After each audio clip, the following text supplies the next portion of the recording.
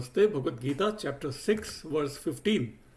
Yujjanna evam sada atmanam yogi niyatamanasah shanti nirvana paramam mat sansthamam adhigacchati. Yujjanna evam sada atmanam yogi niyatamanasah. One who is stationed, established in one's own self. Once again, it's a definition of true yogi by Krishna. This entire chapter is about meditation. So continuing with the same description that's going on from last 14 verses, 15 verses continuing with that. Thus continuing disciplining himself. Yujjanna evam sada atmanam. Yujjanna means yuj is the root to perform yoga, to yoke with one's own self. Yujjanna evam sada atmanam. Yoga with one's own self. Yogi niyata manasa. Niyat, regular, disciplined manasa in his own mind. Shanti nirvana paramam. Goes to nirvana. Nirvana is the Buddhist word for moksha, but here Krishna is using the same word. Usually it is used as Brahma Nirvana in Bhagavad Gita in Hinduism, but here it's simply nirvana, which is a Buddhist term. Shanti nirvana paramam. Supreme, param shanti, paramam. Mat sanstham adhigacchati. So he undergoes the ultimate peace, ultimate liberation by establishing, stationing in one's own self. So translator here says, the book is right here, thus continually disciplining himself, the yogi whose mind is subdued goes to nirvana, to supreme peace, to union with me. Again, merger with the Brahman, merger with Krishna. Verse 16th, chapter 6. Na ati ashnatastu yogaha ati, na cha ekantam anashnatah, na cha ati swapnashilasya, jagratah na eva cha Arjuna. So Hinduism is all about avoiding the extreme. Not too lazy, not too awake, not eating too much, not eating less. So let's see what he says. Na ati ashnatastu yoga ati. Yogi is not one who eats too much. Ashnatas, eating too much. Ati is to be varjayat. The extreme of everything is to be avoided in Hinduism. So that's the teaching here. Na ati ashnatas tu yoga ati. Na cha ekantam anashnatah. Not complete fast either. Not eating too much, not fasting too much. Na cha ati swapnashilasya. Swapna here does not mean dream. Swapna means to sleep. Na cha ati swapnashilasya. One who is not sleeping too much. Jagratah na eva cha Arjuna. One who completely avoids sleep is also not the preferred way. So choose the middle path. No extreme. Jainism, on the other hand, is going up into ultimate of fasting, ultimate of everything. But here the teaching is to avoid the extremes, choose the middle path. So translator here says, yoga is not eating too much, nor is it not eating at all, not the habit of sleeping too much and not keeping awake either, Arjuna. Alright, verse 17. Very popular. Yuktahara viharasya yukta cheshtasya karmasu yukta swapna avabodhasya yogaha bhavati dukha. Dukha. Ha means to remove all dukha. So how does a yogi, one yogi or a yogi or the yogi remove all his or her suffering? How? Yukta ahara viharasya. Appropriate, absolutely what is right, what Jainism might call as samyak.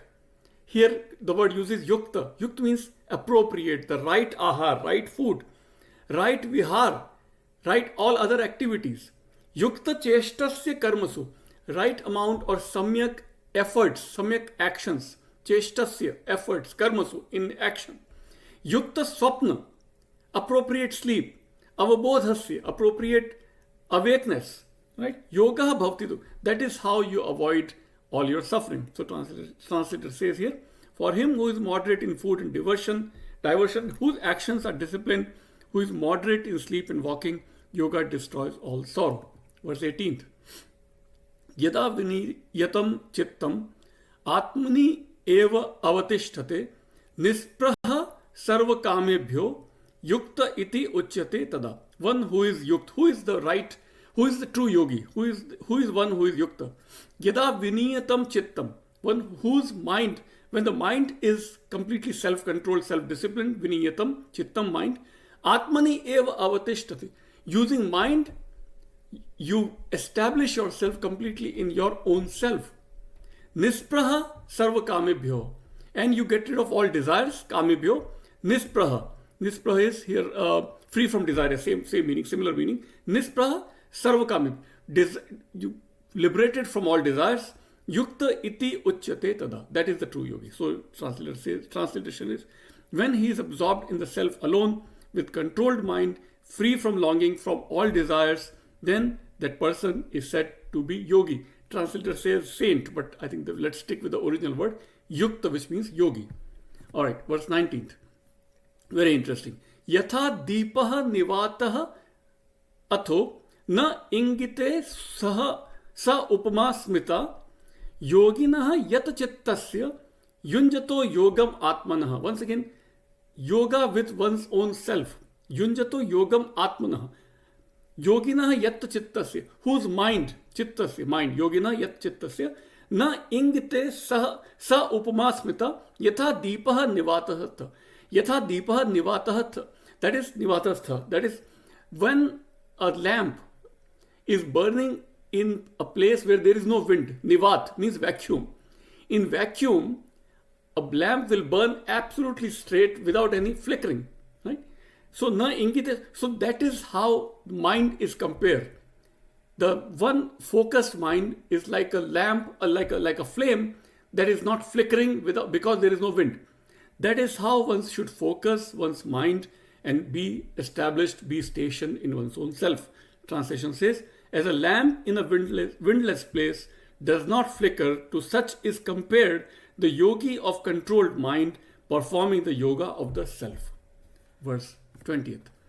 Yatra uparamate chittam niruddham yoga sevaya yatra cha eva atmana atmanam pashyan atmani tushyati. Pashyan, to see. Atmani, to see one's own self. Tushyati, satisfied. Yatra cha eva atmana atmanam, to see self by self. Niruddham yoga sevaya, by completely, absolutely self-control, mind control. Yatra uparamate chittam, when mind is absolutely calm, peaceful, in that absolutely restrained form of yoga, when you see yourself in meditation, then the ultimate peace is obtained. So translation says, when the mind comes to rest, restrained by the practice of yoga, when beholding the self by the self, he is content in the self. And the 21st verse. Sukham atyantikam yaptad buddhi grayam yati indriyam veti yatra na cha eva ayam sthitaschalati tatvatah. Sthitaha chalati tatvatah. So, what he says, Sukham atyantikam yattad, that extreme, infinite peace, infinite bliss or infinite happiness. Atyant, ant means end. So, never ending or infinite blissful, infinite bliss or infinite happiness. Buddhi grayam, grasped by intellect. Yatindriyam, beyond one's own senses. Veti, he or she obtains that bliss that is grasped by intellect but not to be understood by senses.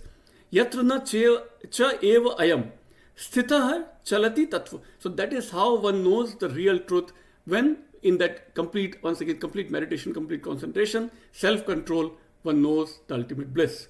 Translation says, he knows that infinite happiness which is grasped by the intellect and transcends the senses and established there, does not deviate from the truth. So that completes the 7 verses for this time, and we'll continue next time. Thank you.